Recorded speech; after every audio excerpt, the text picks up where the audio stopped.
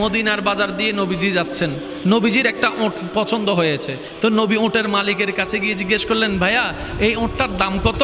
ওই দামাদামি হলো, নবী সে দামে কিনতে রাজি হলেন, কিন্তু নবীর কাছে তখন অর্থ ছিল না। তখন নবীজি ওনাকে বললেন, আপনি আমাকে ওঁটটা দেন, আমি এখনই গিয়ে আপনার সেই প্রাপ্যটা পাঠিয়ে দিচ্ছি। ওঁটের মালিক ওনাকে ওঁটটা দিয়ে দিলেন। আশেপাশে যারা ওঁটের মালিক ছিল সবাই জিজ্ঞেস করতেছে, এই পাগলা, তুমি কি যাকে ওঁট দিয়েছো তাকে চিনো? বলে যে না। নাম জানো? বলে যে না। পরিচয় জানো? বলে যে না। ঠিকানা জানো?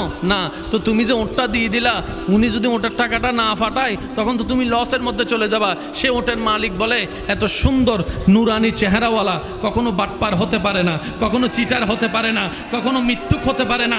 ওনার চেহারা দেখেই তো আমি ওঁট বিক্রি করার আগে মনটাই বিক্রি করে দিয়েছি, মনটাই বিক্রি করে দিয়েছি, মনটাই বিক্রি করে দিয়েছি। তোমরা যাই বলো, আমার মন বলে উনি আসবেই আসবে, টাকাটা পাঠাবে পাঠাবে।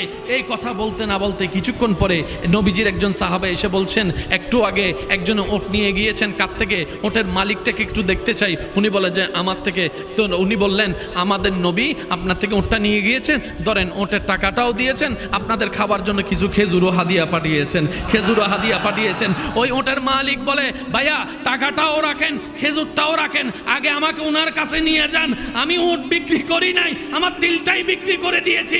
ওনার চেহারা মোবারক দেখে আমার মনটাই পাল্টাই গিয়েছে, আমি কালিমা পড়ে মুসলমান হয়ে যেতে রাজি আছি। সুবহান।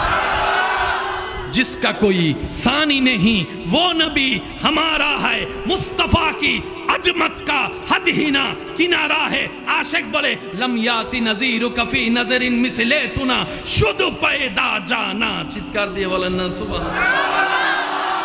ওই নবীটা কাদের নবী? হয় নাই, সবার আওয়াজ বলেন, ওই নবীটা কাদের নবী? আমাদের কি ভাগ্য সেই নবীর উম্মত হতে পেরেছে।